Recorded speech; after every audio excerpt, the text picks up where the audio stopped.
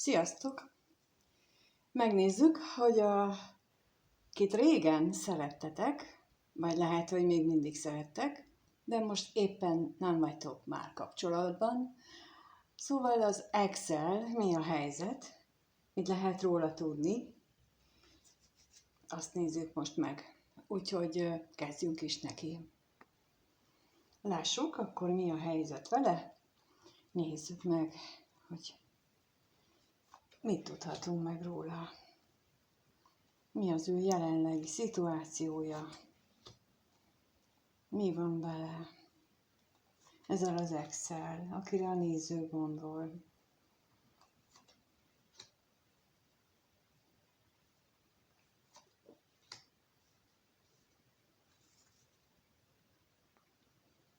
Nos, úgy látszik, hogy vele valami jó dolog történik éppen. Nem is biztos, hogy egyébként, hogy annyira örülni neki. Minden esetre mégis viszonylag kedvező helyzetben van. De, mint mondom, nem biztos, hogy örül neki. Lehet, hogy ez pontosan bár új helyzet, amiben most jelenleg van, nem a megszokott, és valami egészen új kilátások is vannak az ő életében, mégis ezt ilyen nehezen fogadja. Valószínűleg tartom, hogy ez szorosan összefügg a komfortzónájával. Lehetséges, hogy szoros összefüggés van a pénzzel kapcsolatos, tehát az anyagi lehetőségeivel, az anyagi megélésével, és talán emiatt vannak benne ezek a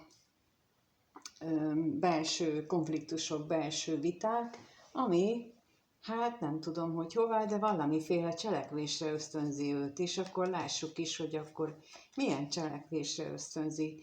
Azon kívül, hogy vitázik magában, és nehezen viseli el ezeket a dolgokat, amiket majd mindjárt megkérdezünk, hogy mik, de akkor, hogy milyen cselekvést vált ez ki belőle, mit csinál ő?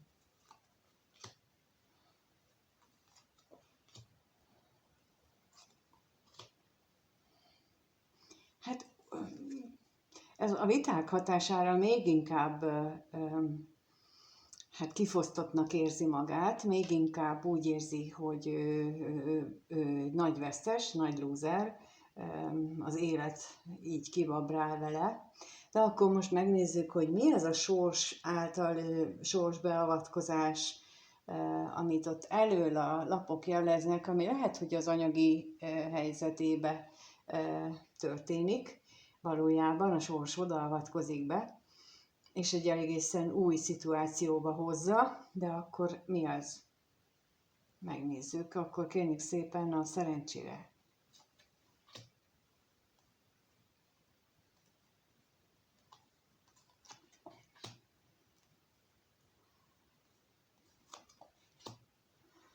Húha, 3-4 nő! Ezt a... Lehetséges, hogy van, akinek esetleg 4 nő van az életében pillanatnyilag, azért mutatják ezt a lapok. Van, akinek viszont van egy olyan személy az életében, aki számára megtestesíti a csodálatos nőt, a minden szempontból tökéletes, szerelmes párját, és van egy másik, aki viszont nagyon nagy hatással van az életében, és nem biztos, hogy jó hatással van, ugyanakkor mégis úgy látszik, minthogyha ez az ex annak a személynek inkább hajlandó behódolni, elfogadni a hatását, mint azt, akit ő valójában a szíve mélyéből szeret. És hogy ehhez a sorsnak mi köze van, hát megkérdezzük még továbbra is a váratlan örömre, hogy hát ha kapunk még valami választ, hogy mi köze van ehhez a sorsnak.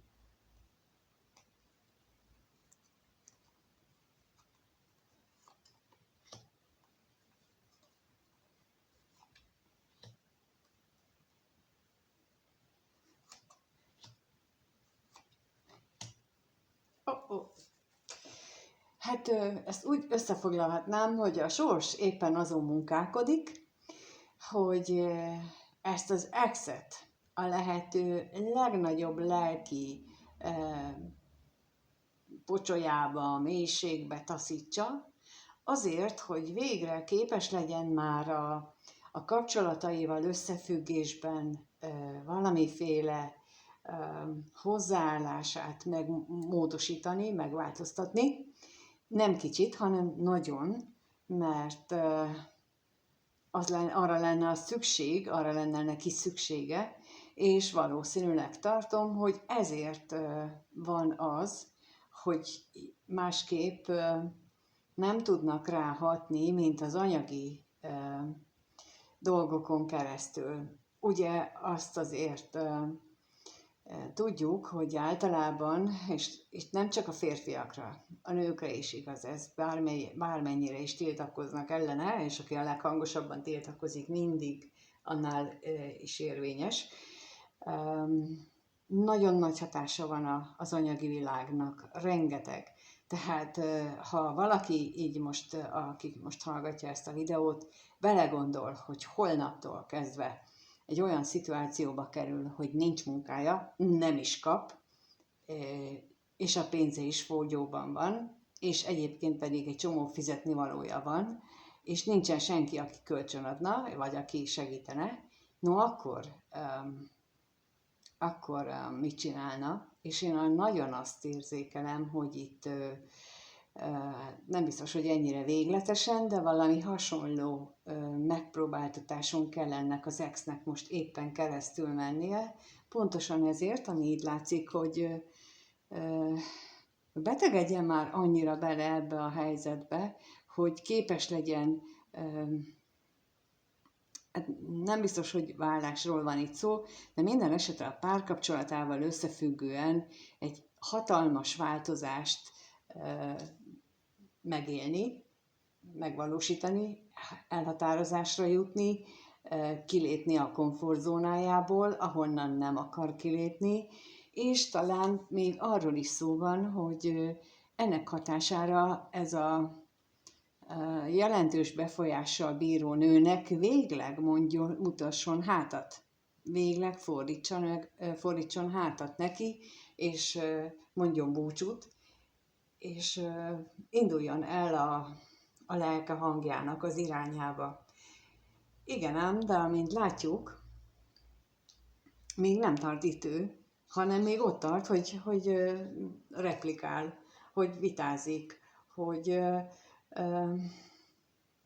hát mondhatjuk úgy is, hogy elkezd felfelé, mármint az égiek felé elkezd hisztizni, és elkezdi előadni, hogy milyen rossz ő vele az élet, és nem abba gondol bele, mert ez ilyenkor mindig az a kérdés, hogy mit kellene meglátnom, mit kellene változtatnom. És az a helyzet, hogyha valaki már ilyen szituációba kerül, akkor ott hát úgy tűnik, hogy ki fogja kényszeríteni tőle, addig fogja elvenni az anyagi javait, az egyetlen, amihez még ragaszkodik, úgy látszik, amíg nem marad más választása, mint hogy felteszi ezt a kérdést, hogy akkor mit tegyek még, és akkor jöhet a nagy átalakulás, amit itt jelölnek a halállapjával a lapok.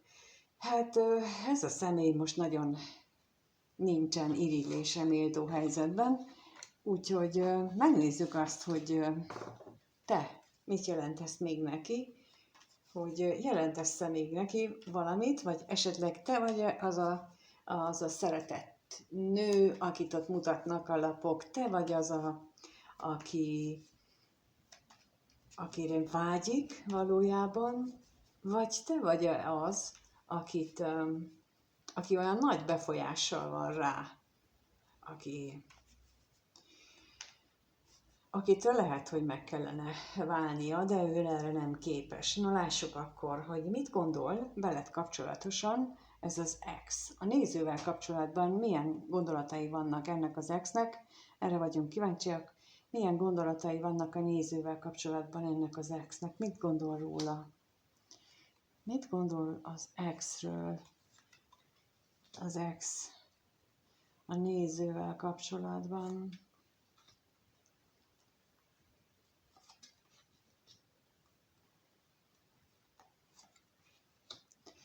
Úgy látom, hogy ez most egy olyan csoportnak szól, ahol az ex, nem biztos, hogy ő volt az, aki szakított, lehet, hogy te voltál az, aki azt mondtad, hogy köszi, elég volt, lépjünk túl, mert ez már nekem sok.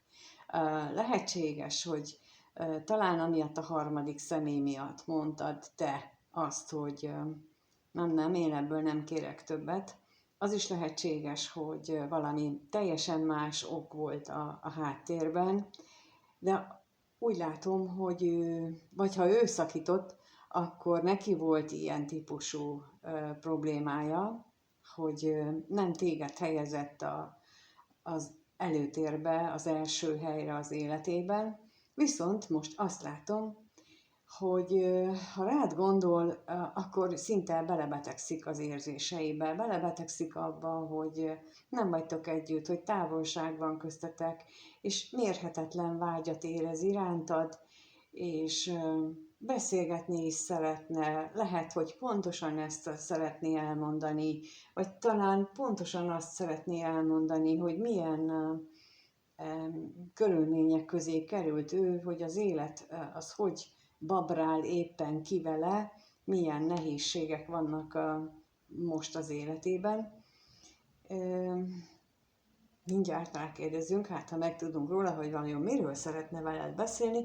Minden esetre az látszik, hogy veled kapcsolatban nagyon-nagyon szép gondolatai vannak. No, és akkor lássuk akkor a betegségre. Ilyen plusz információt kapunk.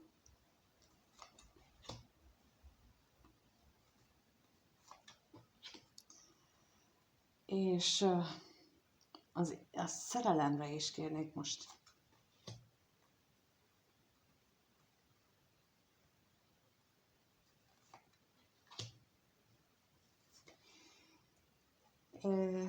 Azt látom, vagy azt érzékelem belőle, hogy ezek a mély érzések egy újabb formáját mutatták meg, vagy mutatkoztak meg, amit ő talán korábban nem is ismert. És lehet, hogy például ez az, ami őt megrémíti, meg elborzasztja, és amitől ilyen nagyon rosszul érzi magát, hogy milyen érzések ezek, hiszen ő úgy gondolta korábban, hogy ő már volt szerelmes például. És akkor ez meg mi? Tehát, hogy itt ezt érzékelem belőle, hogy ez meg mi. Hogy lehet, hogyha egy korábbi kapcsolatához, ha hasonlítja, akkor azt érzi, hogy az egy hamis látszat szerelem volt, az egy hamis látszat szeretetérzés tulajdonképpen, mert az, amit ő érez, amitől ő most beteg, az egy teljesen más. Most közben azért hallgattam el, mert közben jött egy B-verzió, hogy abban az esetben, hogyha van ilyen, hogy ez az ex most egy másik kapcsolatban van, akkor ott lehetséges, hogy van ott gyermek, van ott egy másik társa, de azok az érzések is, vagy irántok, amit érez, az is elég mély érzések, és ez a kettősség, az irántad és a irántok való érzései, ezek szétszakítják őt, teljesen ilyen szétfeszítik belülről, hogy nem tudja, hogy most ő mit gondoljon, és akkor itt most nagyon lényeges, amit mondtam, hogy nem tudja, hogy mit gondoljon, mert az érzését a gondolataival akarja megmagyarázni, amit persze ugye nem lehet. Na de akkor megkérdezzük itt a vágyra, hogy milyen plusz információt kapunk.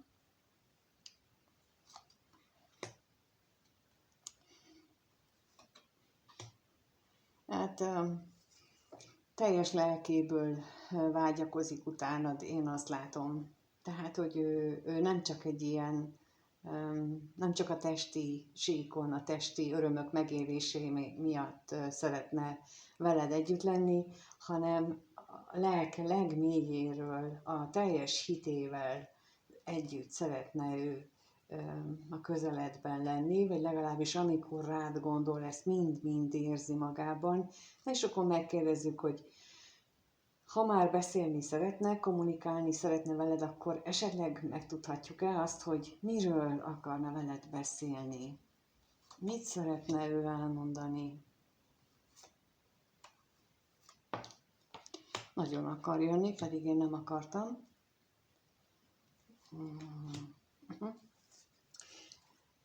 Azt szeretném mondani, hogy ő tulajdonképpen nagyon jó, nagyon szeret veled lenni, nagyon jól érzi magát veled, amikor ti együtt vagytok, vagy együtt voltatok, és olyan, mint hogyha ő most, és ez jön most, hogy ő minden sorsra akarná rákenni azt, hogy ti külön mentetek, vagy hogy itt az a harmadik fél, aki miatt, ugye az előbb is mondtam, hogy aki miatt esetleg megszűnt a kapcsolatotok, vagy aki közbeszólt, beleszólt ebbe az egész kapcsolatba. Tehát,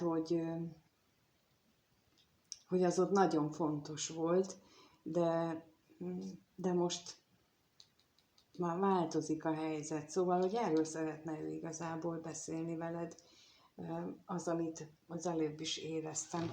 Jó, akkor megnézzük, hogy akkor hogyan érez ő irántad, ez az ex, hogyan érez a néző iránt, a valaha szeretett személy iránt, ez az ex, hogyan érez a néző iránt, milyen érzései vannak vele kapcsolatban, milyen érzései vannak.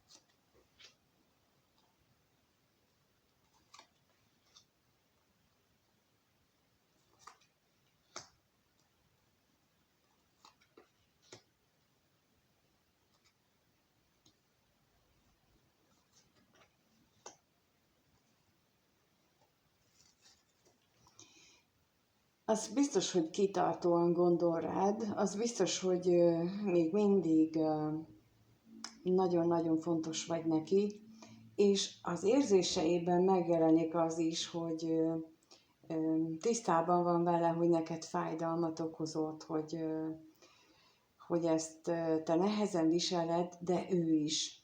És hogy nagyon sokat gondolkodik azon, hogy mi a megoldás, hogy mi lehet, hogyan tudná enyhíteni a te fájdalmadat.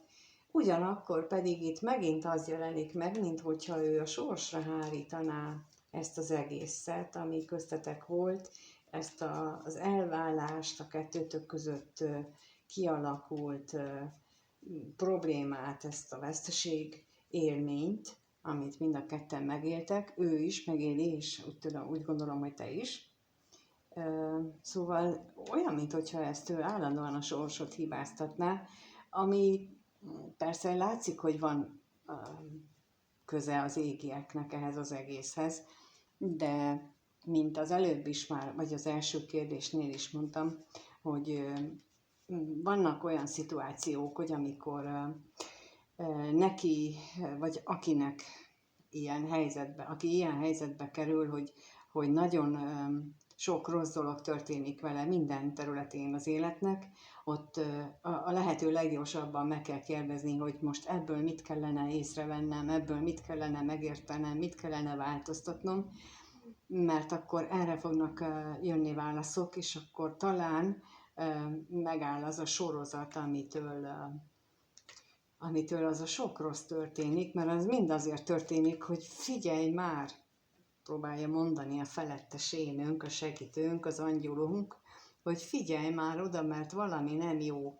És ameddig ezt így nem veszük észre, csak sopánkodunk azért, hogy nem jó, addig jönnek a rossz dolgok. És akkor megkérdezzük, hogy a veszteségre itt milyen plusz információt kaphatunk.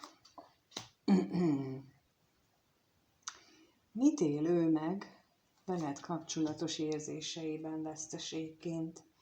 Hát megint azt a kívülálló személyt éli meg, illetve hogy annak a sorszerű jelenléte az életében. És akkor a szomorúságra is kérnék szépen.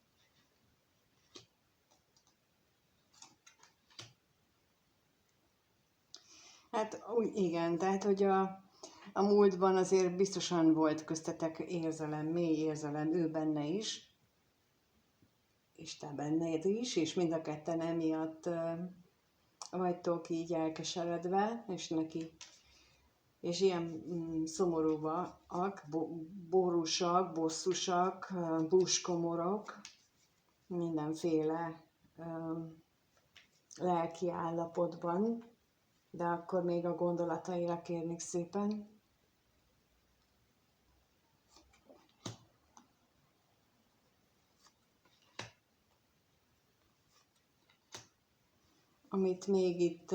Amin még ő gondolkodik, illetve az érzéseiben megjelenik, az az, hogy a nehézségeket valószínűleg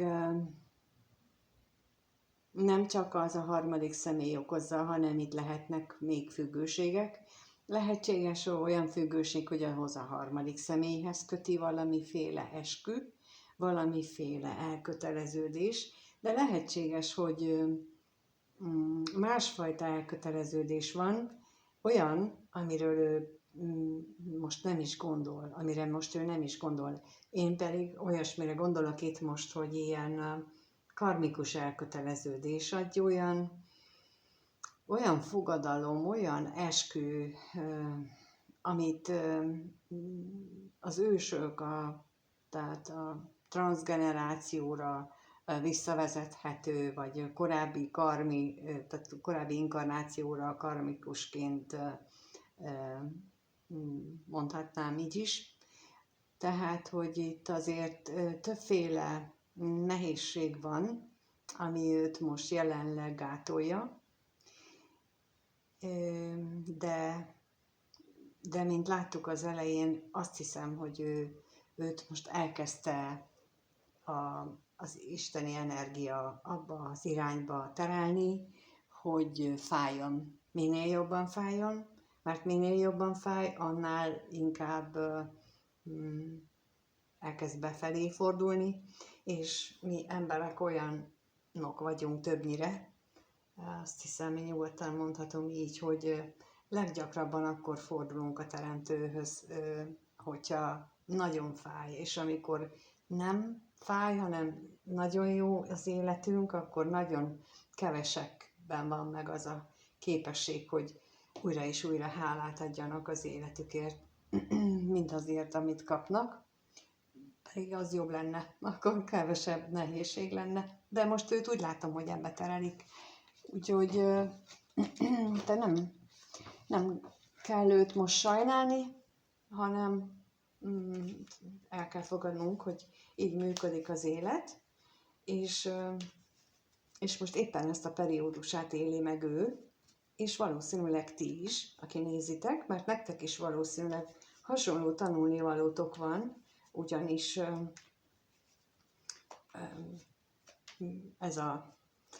ez is szokott gyakran előfordulni. És akkor megnézzük, hogy mire számíthattok az ővele kapcsolatosan, ezzel az Excel kapcsolatban a következő vagy néhány napban, 1-2 hétben, mire lehet számítani, a néző mire számíthat vele kapcsolatban.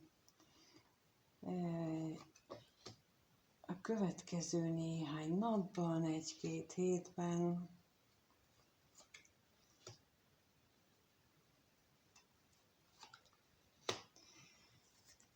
Hát az látszik, hogy az ő vágya, ugye az elsőnél is már nagyon erőteljesen kijött, az ő szenvedélye, a vágya, a vágyakozása, az utánad való kívánkozás, az nagyon erősödni fog, kitartó lesz és stabil és erősödni fog, és olyan, mint hogyha nekem most azt mondanák, hogy lehet, hogy hozzásegítik egy találkozáshoz. Tehát lehet, hogy lesz köztetek valamiféle találkozás, aminek például lehet olyan szerepe is, hogy őt hát még jobban facsarják, még jobban nehezítsék az életét. No, és akkor milyen lesz ez a találkozás? Erről mit tudhatunk meg erről a látogatásról?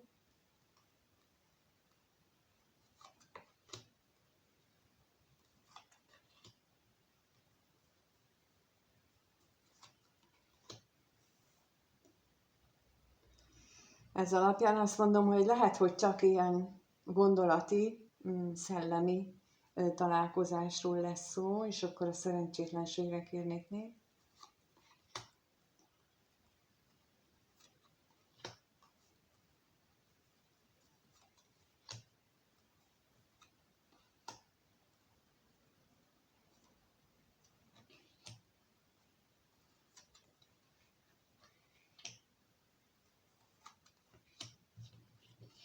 Mert hogy itt például erre jött rá válasz, mert hogy az anyagi bizonytalanság miatt a konkrét utazás, a konkrét találkozás az nehézségekbe ütközik, és nem csak amiatt, hanem még esetleg a harmadik személy miatt is.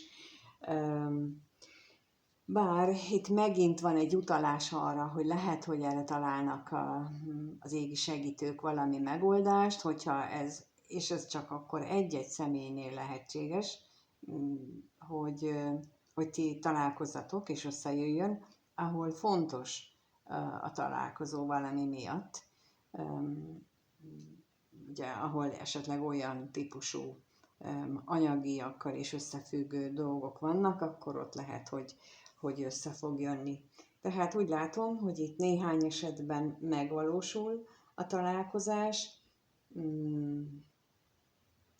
de ezt inkább mondom csak ott, ahol az égiek szándékaival ez harmonizál, ahol nem, ott nem valószínű találkozás, viszont azt látjuk, hogy ez az ex nem múlt el benne sem a vágy, sem az érzések, hanem kitartóan szeret titeket és szeretne veletek lenni, bármilyen körülmények között is van, és most úgy látom, hogy ennyi az, amit most ebben az olvasásban el tudok mondani. Köszönöm szépen, hogy itt voltatok, és megnéztétek, hogy esetleg ti vagytok-e az, akinél ez a találkozás megvalósul, vagy sem, azt esetleg egyéniben meg tudjuk nézni, a leírásban megtaláljátok az elérhetőségem, ott tudtok keresni,